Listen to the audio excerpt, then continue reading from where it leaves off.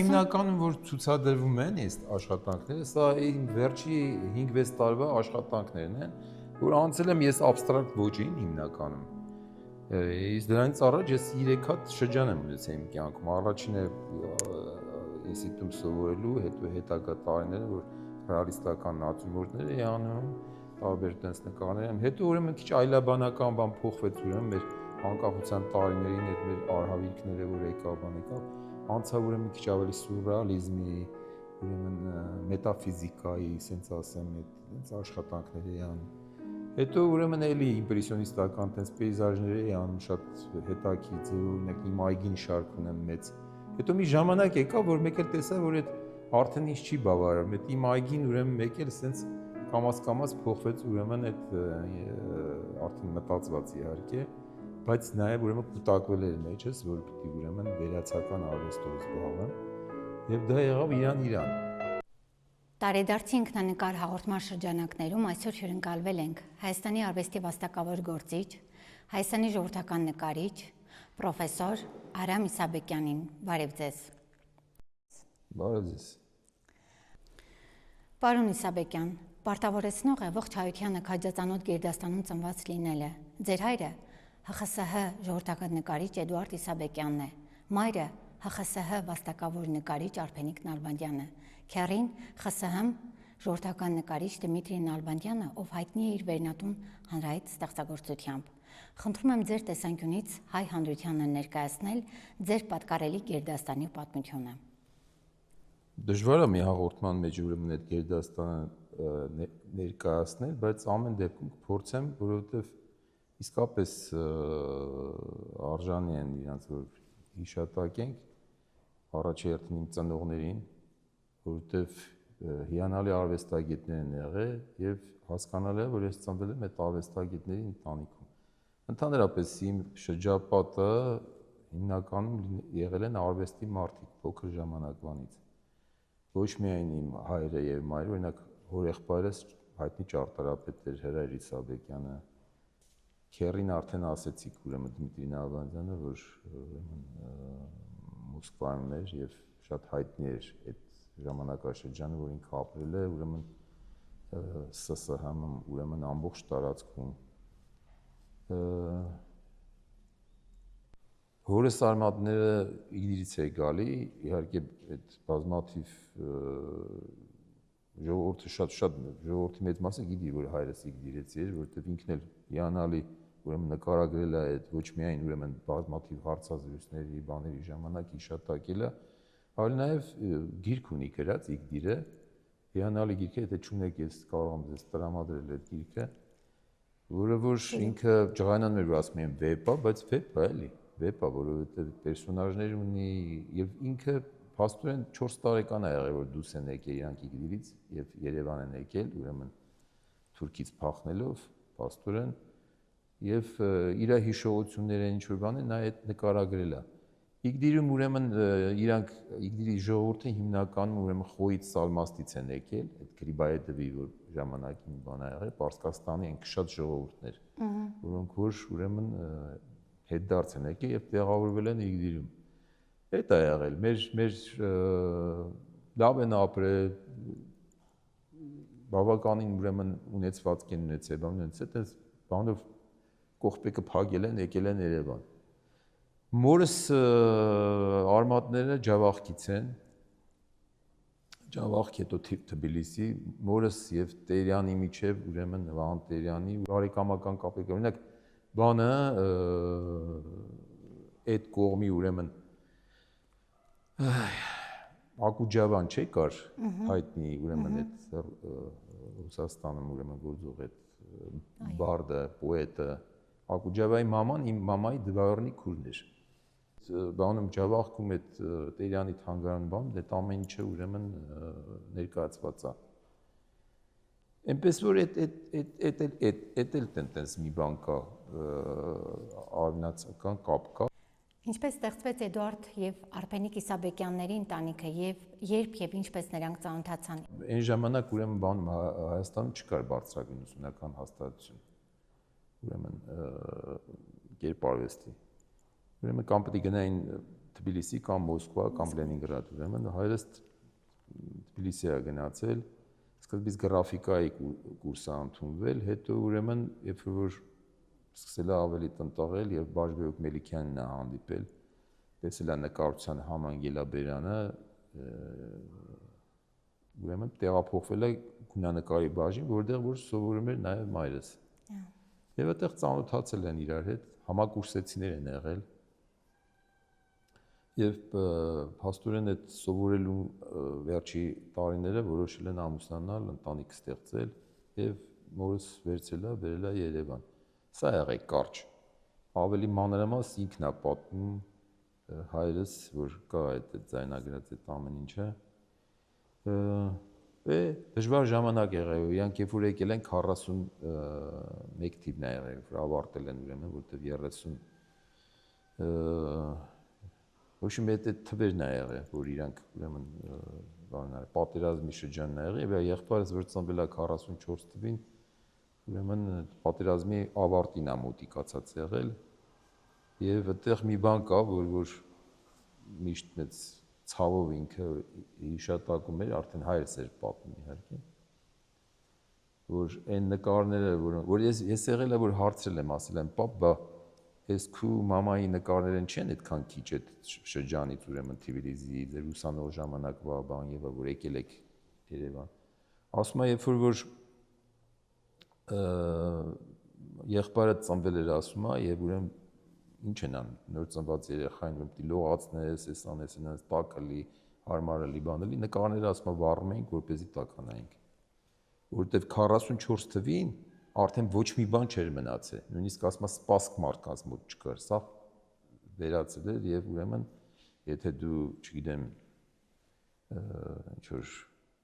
հարստություններ չունեիր, թաքցրած բան եւ այլն, ուրեմն վատ էին ապրում մարդիկ, որտեվ ոնց որ ամբողջ ժողովուրդը։ Եվ դրա համար ուրեմն տենց այդ շրջանից շատ քիչ նկարներ է հասել ուրեմն մեր ժամանակները։ Ինչ էլ որ կա մի քանի հատ ուրեմն ազգային պատկերասրահում է։ Ձեզ որ տարիքից եք հիշում,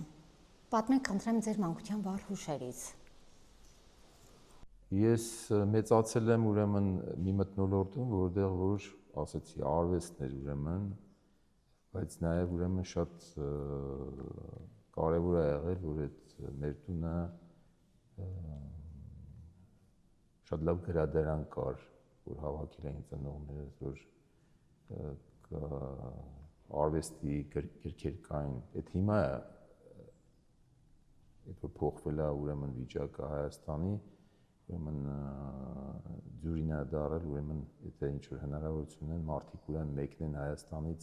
տարբեր թանգարան տեսնեն, թանգարաններում լինեն, բան։ Այն ժամանակ ուրեմն բացի Մոսկվայից, ուրեմն եւ Լենինգրադից այն ժամանակվա,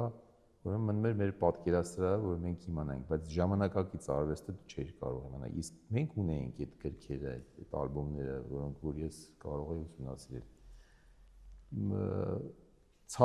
Ցավոք ես մորս շուտ եմ կորցրել։ Ես ընդամենը 11 տարեկան էի, երբ որ նա հիվանդացավ ուրեմն քաղցկեղով, եւ 48 տարեկան հասակում ուրեմն գնաց այս աշխարհից։ Դա մեծ հարված էր ինձ համար, որ այն ժամանակ չէի հասկանում, բայց հիմա հասկանում թե ինչքան փոփոխություն է եղել իմ կյանքում, որ ես առանց մայր եմ մեծացել, այն էլ այնպիսի մայր, ոնց որ իմ մայրիկն էր, հիանալի նկարչուհի, հիանալի ուրեմն ինքը պրոֆեսոր էր մեր այն վաղվա գեղարվեստաթատերական ինստիտուտի։ Հետո ես մի բան կար, որ մենք երկու եղբայր ենք հիմա, բայց արանքում մեկն էլ կար, ուրեմն Էլի Արամ անունով, որ մի տարուկես տարեկանում մահացել է եւ ես ծնվել եմ հենց նրա համար, որ նա ուրեմն այդպես ողբերգական ուրեմն ողջան ունեցել եւ ին վրա փաստորեն դողացել են։ Եվ այդ Արամը Էլի Արամ աղեղի անունը փոխանցվել է ինձ։ Եվ քանի մայրս կար ուրեմն դա այդ ուշադրությունը անպակաս է եղել իմ գլխից։ Եվ պարզապես ես մանկությունից շատ քիչ բան եմ հիշում, բայց ամեն դեպքում ասեցի, որ այդ մթնոլորտը որ կար, իսկ մայրս տունն էր աշխատում, որտեղ մեր տան, Սայաթնովայի տան, ուրեմն երրորդ հարկը, ուրեմն նաև իր արվեստանոցն էր, իսկ հորս արվեստանոցը 5-րդ հարկում էր։ Այդ ժամանակաշրջանում ես տեսել եմ, հետո իր հետ տանում էր ուրեմն այդ բնանկարների, տարբեր Հայաստանի վայրեր, ինչ-որ բաներ հիշում եմ այդ բաները, եւ միշտ այդ աչքիս առաջ է եղել, իսկ հետո արդեն հորս արվեստանոցում մենք նույնիսկ ինչ-որ մի ժամանակ իրար այդ նույն արվեստանոցում էինք աշխատում, հետո երբ որ ես սովորում էի, ինքը իմ դիպլոմի ղեկավարն ա եղել Սարգիս Մուրադյանի հետ, այնպես որ այդ շփումները, բաները տեսնելը, այդ սաղ առավելություն է եղել իմ համար իհարկե։ Բայց ես արվեստագետ չէի դառնա, եթե անչափ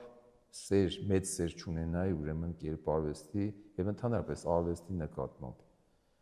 Ես փոքր ժամանակվանից ասեցի այդ գրքերը որ կային, ուրեմն ես նույնիսկ մինչև ինստիտուտ ընդունվելը արդեն ուրեմն այդ արվեստի ընդհանուր всеобщая история искусств տենց ռուսերեն էին այդ գրքերը,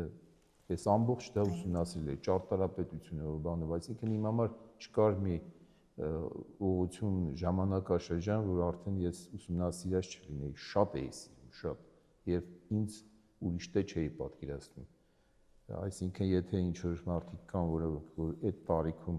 երեխաներ կան, բան ինչ-որ ուրիշ բաներ են ձգտում, ես արդեն գիտեի, որ պետք է նկարեմ եւ շատ փոքրուց սկսել եմ նկարել։ Եվ զարմանալի մի հիմա որ զարմանում եմ, որտեղ 7-8 տարեկան էի, ինչ որ գծանկարներ էի անում, մարդկանց էի նկարում, տունը եկող մարդկանց բան, իսկ երեխայական բան չկար մեջը։ Օրինակ երեխաները ինչ են նկարում, տուն, ծուխադուզ գալի, ուրեմն բան ծխնելուց ինչ որ ծաղիկներ, բաներ, այդպես նկարներ չէի նկարում։ Օրինակ պորտրետներ էի նկարում, ածուխով, բանով եւ այլն։ Եվ պորտրետները, հա? Եվ պորտրետները։ Մեր տունը որ գալիս էր։ Իսկ մեր տուն շատ մարդիկ էին գալի, մեր տուն հյուրեր շատ են եղել։ Եվ հորս ուրեմն շրջապատը շատ մեծ էր։ Հայրս իր բնույթով այնպիսի մարդ էր, որ շատ բաց էր, շատ ինքը որպես դասախոս էլ իր աշակերտները հետո դառան ակադեմիկոսներ, հայտնի արվեստագետներ, ժողովրդական նկարիչներ եւ այլն, բայց ինքը ավելի շատ ընկերություն անում գրողների հետ։ Ես բոլորին օրինակ մեկիկ հիշում եմ, այսինքն շփվել եմ հետները եւ Համուսայանի, եւ Հրաչիկ Հովհաննիսյանի, եւ Վագն Դավթյանի, բոլորի հետ։ Նրանք շատ հաճախ մեր տունն էին լինում, մենք էինք գնում, օրինակ Սերո Խանզադյանի հետ, Սերո Խանզադյանի երեխաների հետ գնում էի հանգստանալու, մտերիմ էին եւ այնց որ չենք շփվել օրինակ Պաուլ Սևակի հետ էլ, Մյուսի հետ էլ եւ այլ եւ այլ։ Ես ինքս Վարդգես Պետրոսյանի հետ էի ընկերություն անում, ափսոս այդ ընկերությունը ընդհատվեց իր այդ ողբերգական մահով։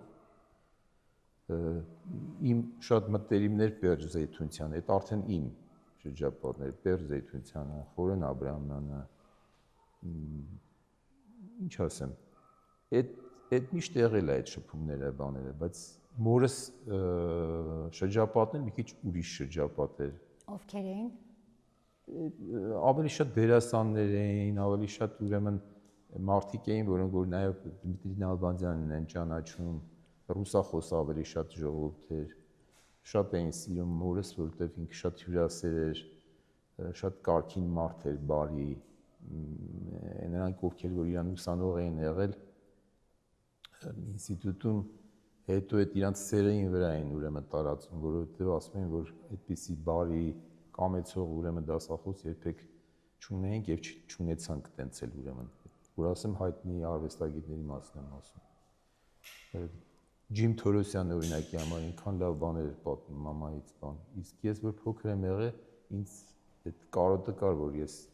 տեղեկություններ իմանամ իր մասին, հետո ինձ հաղորդում են այդ, բոլորը գովում էին մամային այդ առումով։ Էս է եղել։ Իսկ ինչ հիշողություններ ունեք դպրոցական տարիներից։ Դպրոցական տարիներից են ունեմ, որ ես շատ լավ հիշում եմ, որ չէի սիրում առավոտը զարթնեի։ Այ մամային է նաև դեմ, հիշում որ ինձ համբուրելով բանով ախր պետք է գնաս, բան համոզում էին ամեն օր, ասել ասում էին չի գնամ։ Եվ այլ եւ այլ։ Մեր դիմացն էր դպրոցը Կրպսկայանի ժամանակ, հիմա Նիկոլ Աղբալյանի դպրոցն է։ Այո։ Իսկ հետո երբ որ արդեն մաման էլ չեղավ, ուրեմն ես ուրեմն որ իմ բան մնացի, իսկ այդքան չունեի հետևող ինձ, այսինքն որ ինձ նային, թե ես ինչ եմ անում, ոնց եմ անում։ Հետո մի քիչ ուրիշ ձևի ընթացավ եւ ես սկսեցի դպրոցը չսիրել, որովհետեւ ինձ շատ անհետաքրիր էր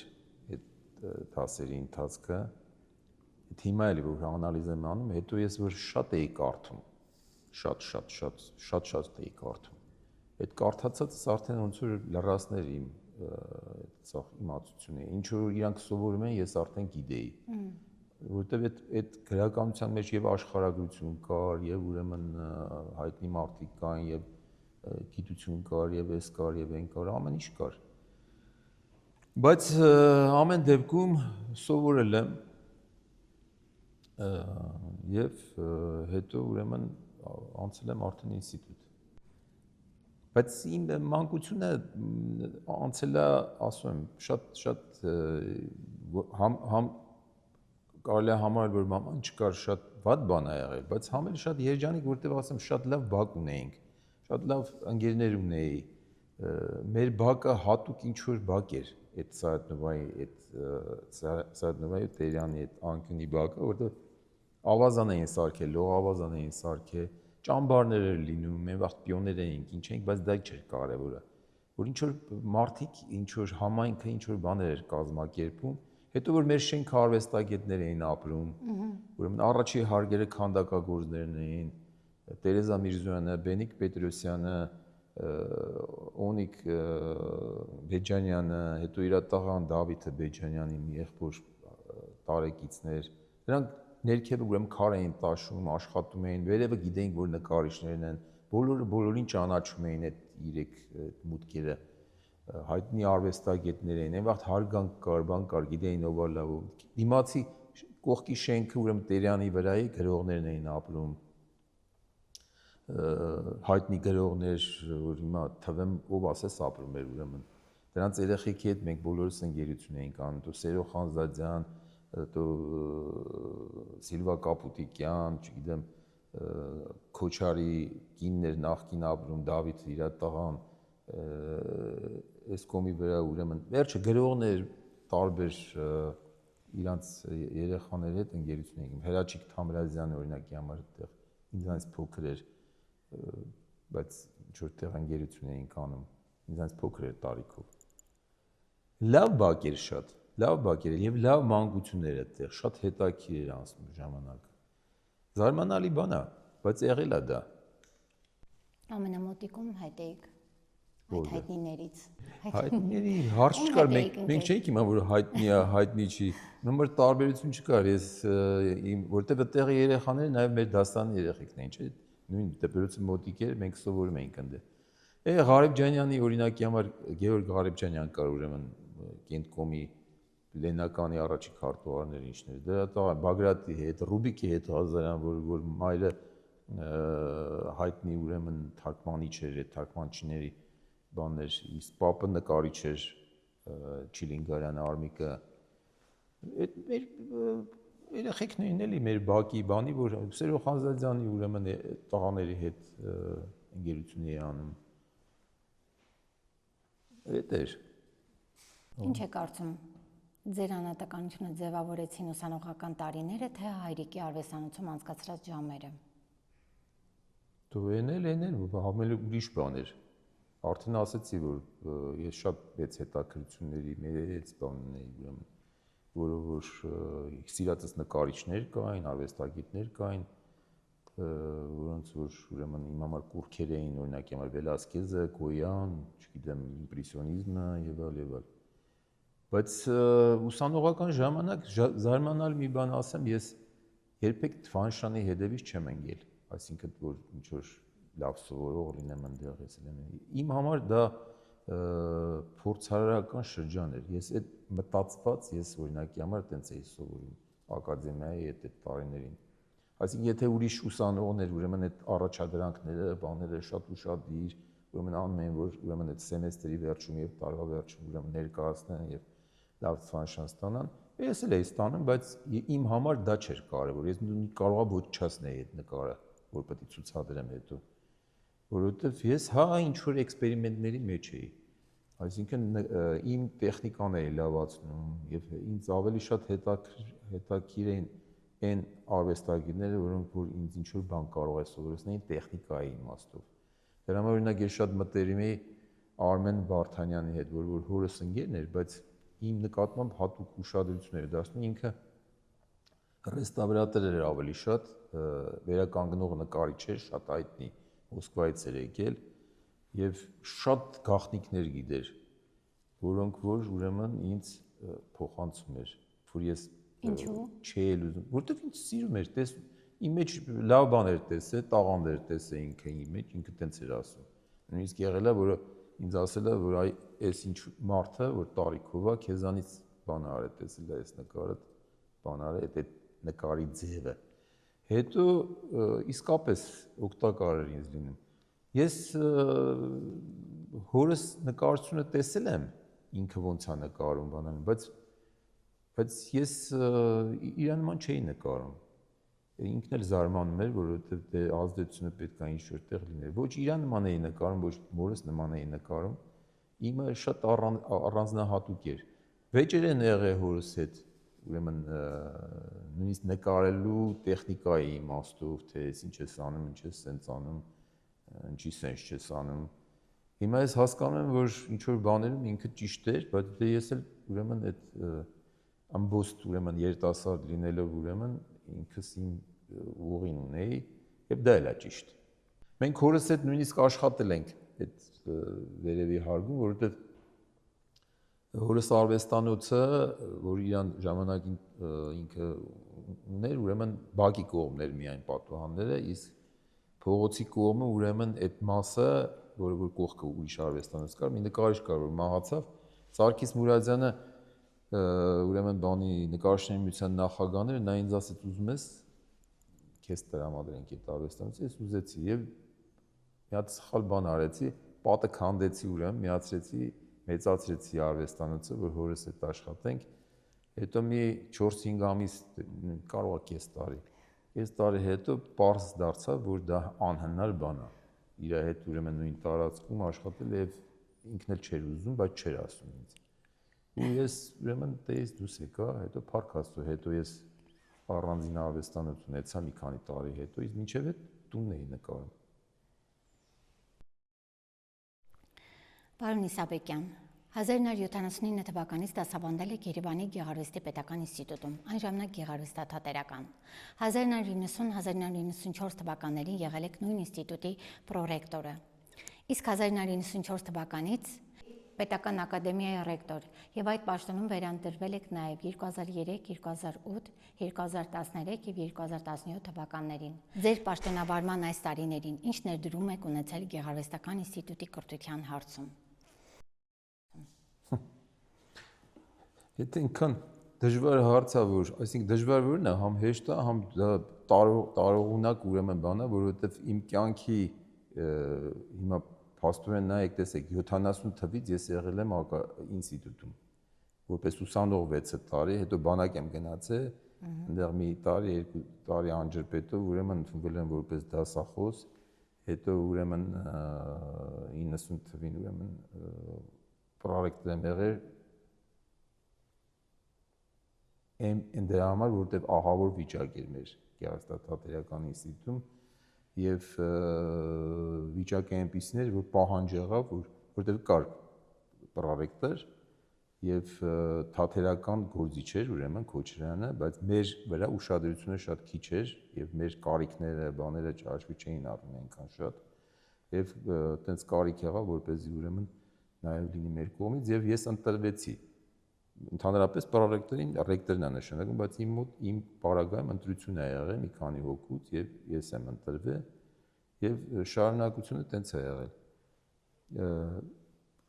Այդ տարիների մասին սենց խոսալը ուրեմն կարճ շատ դժվար է, որովհետեւ ահռելի մի հատ մի պատմություն է իմ կյանքում, մեծ մասը, որը որ ես հիմա համարեմ, որ այնքան էլ ճիշտ չի եղել, որովհետև այդքան տարի ուրեմն կյանքը տալ ուրեմն ինչ որ մի տենց մի ուղղության, այսինքն ուսումնական հաստատության մի բան եւ դրա մեջ լինելն էլ մի բան չի երևի, բայց տենց է ստացվել, որ ես ուրեմն եթե վերցնենք ուրեմն պատմությունը մեր ակադեմիայի, որ այս տարի 80-ամյակը լրացավ, 80 տարուց ուրեմն փաստորեն 32 տարի ես ղեկավարել եմ։ Այո։ Եվ մնացածն էլ որ գումարում են 45 թե 46 տարի ես ուրեմն ընդեղ եմ եղել։ Այդ ժամանակաշրջանը դա պարզապես ես պետք է չանեմ, ինչ որ մեկը կարող է անդրադառնալ ինչ որ մի բան գրեր, բաներ կա մեր մենք ունենք ակադեմիայի 70-ամյակին նվիրված գիծ, որտեղ ինչ որ ձևով նկարագրում է, բայց շատ կարճ ձևով, համառոտ ձևերը, որովհետև համարել ենք, որ թե չէ ինչ որ բան կստացվի, իմ մասին պատմություն կստացվի։ Շատ բան է արվել այդ տարիների ընթացքում։ Ամենակարևոր հիմնավոր մեխերը։ Դե հիմնավորը առաջի հերթին որ պահպանվել է։ Հիմա եթե ես մի հաղորդում ելեր, որտեղ որ պատմեի թե այդ ոնց է եղել այդ ամեն ինչը, դետեկտիվի պես ավելի բարդ բաներ ա եղել ուրեմն 90-94 թվականները ուրեմն գիտեք ինչ վիճակ էր Հայաստանը երկրաշարժ, պատերազմ, էսեն եւ այլն եւ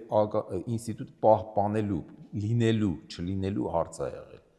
որ ես կարողացել եմ պահպանել, մեր թաթերականը ուզում էին վերացնեին եւ ուրեմն պայքար ա եղել այտենց եւ հետո ուրեմն ոչ մեկը չէր հավատում, որ զարգացումներ կլինեն։ Իսկ ես եմ ընտրել օրինակ թաթերականի այսօրվա շենքը մեզ ինձ էին առաջել, ես էի ակտիվ այն ժամանակ մի նախարար կար, շատ հիանալի մարդ էր, Գնունին, Վարդգես Գնունի, որը որ շատ ազնիվ կարգին մարդ էր, իմջալուց իգդիրեցի էր նայել, ուրեմն իր արմատներով։ Եվ փաստորեն ես պետք է որոշեի, թե մենք որտեղ ենք մնում, ես որոշեցի, որ այդ շենքում պետք է մնանք Իսահակյանի վրայի, իսկ դա շատ վատ վիճակում էր, իսկ իրան գնացին քիմտեխնիկում, որը որ ես նայեցի, համարեցի, որ իրանց համար ավելի լավ կլինի, որտեղ այնտեղ մեծ դահլիճ կար։ Եվ դրանից հետո արդեն ուրեմն ստիպված եղավ ուրեմն այդ վատ տարիներին առանց ոչ մի աջակցության բանի, ուրեմն սկսել ուրեմն շենքը ամրապնդելը, այդ Բաղդադիները փոխել ուրեմն բետոնով, հետո ուրեմն ընթացքում ուրեմն արդեն ուրեմն ուրիշ ծրագիր եղավ, երկրորդ շենքը ուրեմն կարողացանք վերցնել ուրեմն մեզանից մի քիչ վերև ուրեմն որտեղ որ հիմա դիզայնի, դեկորատիվ կիրառական բաժիններն ա ուրեմն այնտեղ տեղավորված եւ ուսանողության մեծ մասը, մոդելավորում, համակարգչային եւ այլ։ Մեր շենքում ուրեմն կարևոր բաներից մեկը շատ եղավ են, որ երբեք չենք ունեցել, ես հիմնադրեցի ուրեմն բանը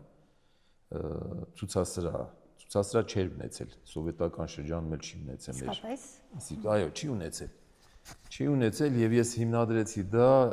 նաեւ ի շնորհիվ իմ ընկերոջ ամերիկացի մեծահարուստ ես ընկեր ունեմ, որը մինչեւ հիմա էլ Փարքաստով ողջա, Ալբեր Բոյաջյան եւ իր ու կնոջ անունով ակոչում Ալբեր Թովեր Բոյաջյան։ Եվ այդ առաջի հարգը ընդհանրապես որ սարքեցինք իր աջակցությունով ենք արել, որովհետեւ ասեցի ես աջակցություն չունեի պետությունից այն ժամանակ։ Եվ նաև այդ երկրորդ շենքի ուրեմն բան անելը։ Հետո մասնաճյուղեր բացելը, որ շատ կարևոր էր Գյումրիում եւ ուրեմն Դիլիջանում։ Գյումրիում օրինակի համար այնքան կարևոր էր, որ ես հիմա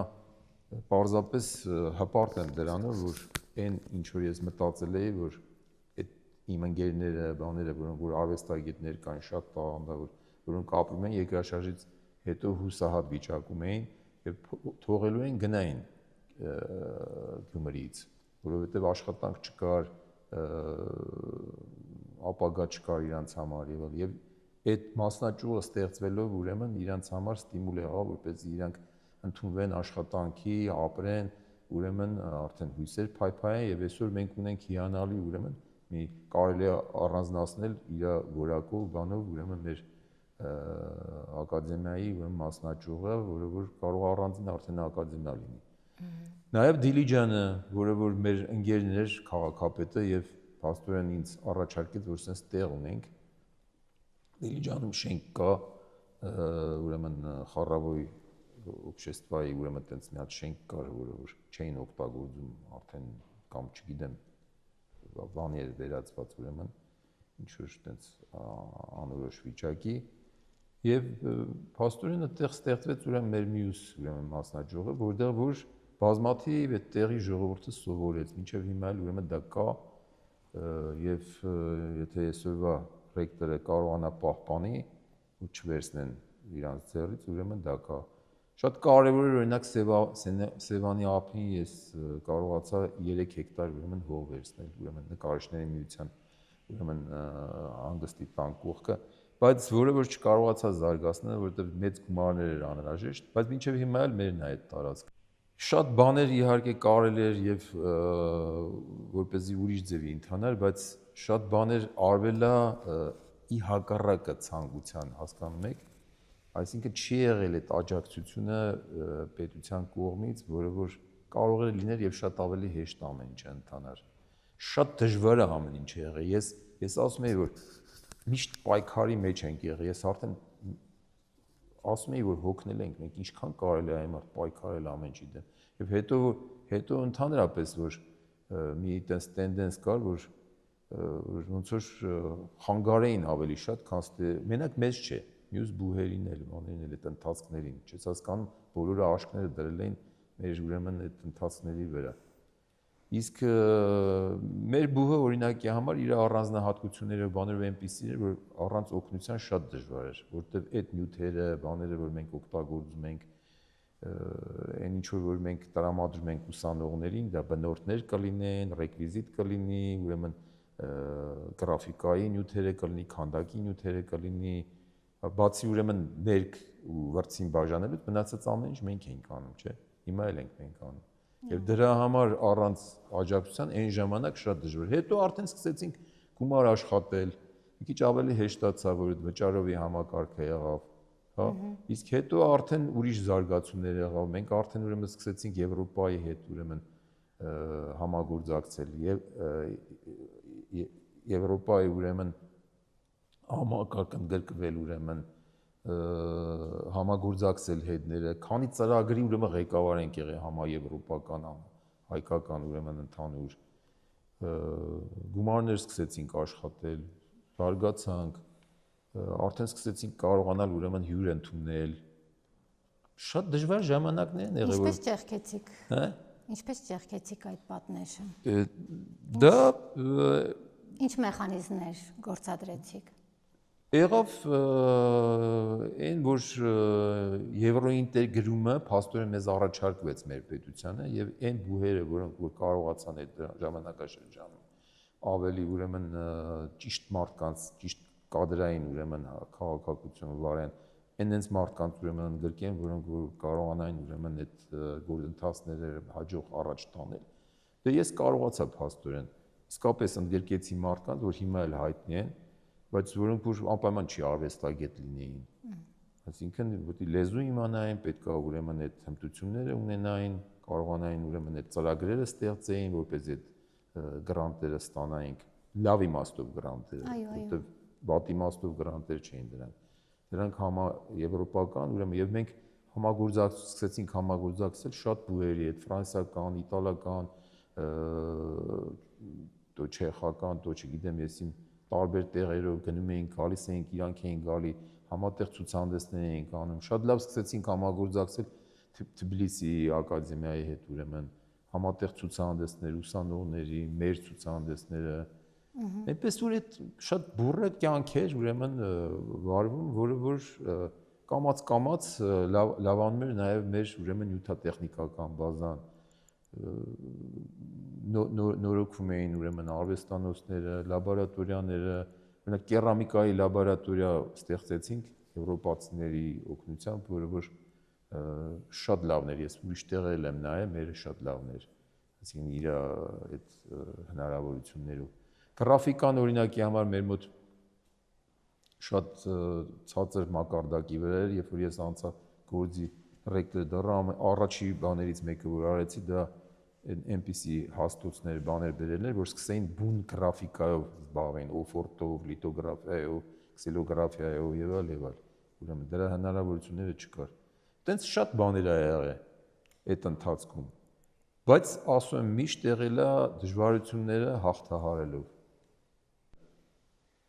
Իսկ հիմա ես արդեն այս առաջի սեպտեմբերն էր, որ ես չգնացի, ուրեմն արդեն այդ դուռը չբացեցի, չմտա ուրեմն մեր ակադեմիա։ Շատ դժվար է այդ նկարագրել իմ զգացողությունները, բաները, բայց փաստ է։ Հաշտվել եք հիմա։ Չէ։ Ինքս հաշտվել եմ, բայց մեկ էլ ուրեմն մտքերից գալիս է, երազից գալիս է, գիշերը չեմ կարող շուրեմ, մուրեմ գալի, բան եմ անում եւ այլ, ակամա ուրեմն չես կարող ախր մի բան մեջիցդ հանել, որը որ ուրեմն այդքան տարի ուրեմն դու ամեն օր ուրեմն դու ուրեմն դրանով ես զբաղված եղել։ Պարոն Իսաբեկյան, ձեր ազատ ժամանակը ինչպես եք անցկացնում։ Ինչ սիրելի զբաղմունք ունեք գեղանկարչությունից բացի։ Ես արդեն ասեցի, որ փոքր ժամանակից կարդալը հիմա էլ է մնացել, կարդալը Փառք Աստծո աչքերս տեսնում են։ Կարդալը ուրեմն ինձանից չի գնացել։ Ուրեմն ես կարդում եմ եւ հիմա այնքան լավ բաներ են թարգմանում։ Հիմա նոր գրականություն կա, բան կա, որ դրան եմ անցել ուրեմն։ Լուրջ գրականություն շատ լավ կա։ Լավ գրողներ կան, բան կա, ես կարդում եմ։ Կինո եմ շատ սիրում նայել։ Շատ եմ սիրում կինեմատոգրաֆիան, լավ ֆիլմեր, բաներ նայում եմ, շատ հետաքրքիր բաներ կան, նույնիսկ սերիալներ կան, մարդիկ կա, որոնք որ չեն նայում, կարծում են թե սերիալը այն սերիալները, որ բրազիլական, չգիտեմ, ես ինչ որ ռուսական աղբաղ բաներ կան։ Ընկերներ եմ շատ սիրում։ Ընկերական մեծ շրջապատ ունեմ, ցավոք հիմա պակասում են իրանք, արդեն տարի իրար վրա, ես շատ լավ ընկերներ եմ կորցրել արդեն, շատ մեծ ցավոտ հարց է։ Հիմա եմ հասկանում, որ հայրս մի անգամ ասեց, չէ՞ մի հատ առիթ էր ասեց, ինչ խոսեմ, ասում եմ, ոչ մեկը չկա կողքս, ասում եմ, ընկերներից, ասում եմ, արդեն ձեր հետ ինչ խոսամ։ Գիտեք, բայց այդ հիմա նաև պահում եմ ես այդ ընկերական շրջապատը, այսինքն այդ շփվելը, այդ հարաբերվելը, ես ուրախ եմ, որ լավ ընկերներ ունեմ, սա էլ է զբաղմունք, գիտեք։ Այո։ Եվ նկարչությունը իհարկե, որ ինձ փրկում է, ոնց որ ասեցի գրականությունն է փրկել ինձ, իսկ ամենաշատ նկարելն է փրկում։ Բոլոր տրամադրությունները, բաները տեղն է անգնում, երբ որ դու սկսում ես աշխատել։ Հենց սկսում ես աշխատել, ամեն ինչ մոռանում ես։ Քո համար դառնում է ուրեմն մնացածը հեչ, ժամանակավոր բան։ Եվ կյանքդ էլ երկարում է այդ ժամանակ։ Եթե Իսաբեկյան եւ Նալբանդյան գերդաստանի ժառանգը չլինեի, կընտրեիք գեղանկարչությունը որպես մասնագիտություն։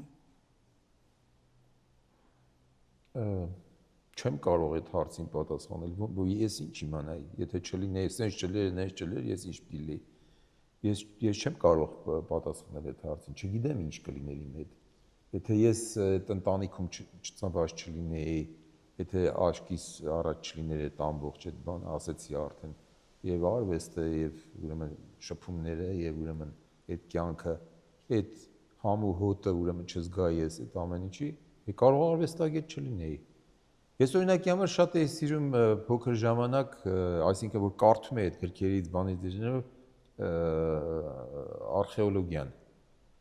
եւ մասնակցել եմ ինչ-որ բաների օրինակի համար, այսինքն գնաց ինձ հետաքրքիր է եղել եւ այն ինչ որ կարդում էի ուրեմն այդ տարբեր հայտնի ուրեմն այդ Տուտանխամոնի այդ գերեզման գտնելը եւ Շլիմանի ուրեմն հայտնագործությունը Տրոյայի բանի եւ այլ այդ գրականությունից ինչ որ գալիս էր, ինձ հետաքրքիր էր դա, հետաքրքրությունս շատ էր, ընդհանրապես պատմության նկատմամբ մեծ հետաքրքրություն ունեի, հիմա էլ ունեմ։ Կարող է արխեոլոգ գլեի, կարող է գրող լինեի, կարող է ռեժիսոր լինեի, բայց միշտ ինչ որ արվեստի հետ է կապված այդ ամեն ինչը, ինչ որ այդ բնագավառներում, հումանիտար բնագավառներ։ Երբեք չէի կարող լինել, գցենք քաղաքական գործիչ, չգիտեմ ես իմ, չէ, վատ իմաստով չեմ ասում, Աստված որ մեր հայ ժողովրդի արգանդը Չերչիլի պես մարդիկ ծներ, որ շատ մենք ուրիշ ընթացներ կունենայինք։ Բայց ես չէի կարող ուրեմն լինել ինչ որ դատական համակարգի մեջ, գիտեմ, ոստիկան կամ չգիտեմ ես ինչ այդպիսի բաներ չէի կարող լինել։ Կարող է ճանապարհորդ թող լինեի, եթե մեծ ժառանգություններ ունենայի, բարերար լինեի, հավաքածու ունեցող լինեի։ Օրինակ ես մեծ հաճույքով կունենայի մի մեծ հավաքածու, ինքս նկարներ կառնեի, այսինքն արվեստի գործեր կառնեի ամբողջ աշխարհով մեկ։ Հիմա երևի ամենալավ հավաքածուներից մեկը կլիներ Հայաստանում։ Բայց դրա հնարավորությունը չունեի, հիմա էլ չունեմ։ Սիրում եք ձեր տարեդարձի օրերը։ Այսօր կուզեինք անցած տարեդարձի օրերից մի հիշալի պատմություն լսել։ Գիտեք, ես այդ հարցին պատասխանելով կարող եմ ասել, որ սիրելու հարց չկա, բայց ես նշում եմ իմ ծննդյան օրերը եւ իմ ընկերներին էլ եմ խորհուրդ տալի։ Օրինակ ընկերներ ունեմ, որոնք որ չեն անում ծնունդը, ես ջղայնանում ասում եմ, բա ինչի՞ չես անում։ Մի հատ կարճ կյանք է եւ իրար շնորհավորելու, ուրախանալու օր է, իրար հետ հավաքվենք, ինչ որ լավ բաներ ասենք, լավ բաներ լսենք, վերջը առիթ է էլի։ Այնց որ ես անում եմ եւ տրադիցիա է, իմ ընկերները գիտեն, որոնք որ շատ մտերիմ են եւ մասնակցում են, որոնք որ հիմա մնացել են, որ իմ ծննդյան օրը անպայման ուրեմն պետքա հավաքվենք։ Այստեղ սիրել չսիրելու հարց չկա։ Պարզապես անում եմ ծննդյան օրը։ Նշում ենք։ Հաճելի է իրար հետ հավաքվել է, այդքան բան։ Ինչ է կարծում, ինչ հետ կթողնեք հայ գեղանկարչության պատմության մեջ։ Դե ես շատ զարմացած կլինեմ, եթե մեկը ուրեմն ձեր հարցին սկսի պատասխանել։ Կարող է եղել է այդպես դեպք։ Ես օրինակի համար շատ կդժվարանամ ինքս ինձ ուրեմն պատկերացնեմ, թե ես պատմության մեջ ուրեմն ինչ հետ պետքա թողեմ կամ չթողեմ։ Դա ուրեմն ժամանակը ինքը ցույց կտա եւ ամենալավ ուրեմն որոշողը հենց բանն է, ժամանակն է։ Ժամանակը ամեն ինչ դնում է իր տեղը։ Ժամանակին կարող է ուրեմն ինչ որ մարդիկ որոշակի ուրեմն հաջողությունների հասնեն, հայտնի լինեն, հետո պատմությունը ցույց է տալիս, մենք կարող ենք հետադարձ նայել ուրեմն տարբեր երկրների, ուրեմն տարբեր նկարիչների, մենք տեսնում ենք, որ այդ նկարիչները, որ իրանց ժամանակում ուրեմն կամ արվեստագետները, որ ինչ որ շատ մեծ բարձունքների են հասել, հետո իսպառ մոռացել են իրանց մասին եւ հիշում են նրանց, ովքեր որ ուրեմն այդքան էլ մեծ հաջողություն չեն ունեցել իրանց կյանքի օրոք։ Այնպես որ այդ հարցին պատասխանելը շատ դժվար է։ Վերջ։ Բա ինչ ասեմ։